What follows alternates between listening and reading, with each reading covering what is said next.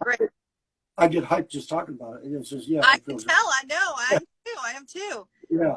Let me tell you something. This is my first time. I want people to understand this is my first time talking to you.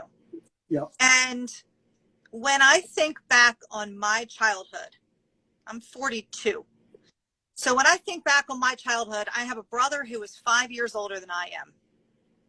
And we were all about MTV and we were all about music. My father owns a sound company, and so we lived backstage at concerts, and this is why I started this show. But I vividly, if somebody asked me, what's one of the songs that you can pull from your childhood that really brings you back? For me, it's Talking in Your Sleep.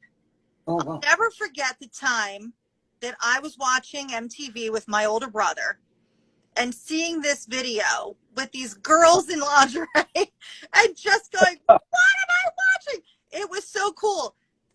So tell me a little bit about early days when you guys had success with What I Like About You, and then the band changed members a little bit. And then you came out with this great album that had Talking in Your Sleep, which was like even a bigger hit in the US. Yeah.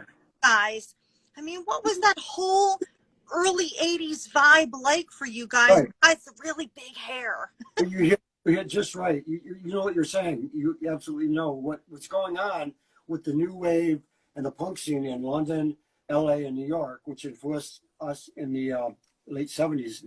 That's before we got together. Right. Right around the same time. And everyone was recording songs, like even when we first started, the first singles and that, we were leaving that live sound I was talking about, leaving that live sound and leaving the, you leave a mistake in here and there because you wanted the attitude, the energy, and because a lot of rock bands going back to the 70s had lost this.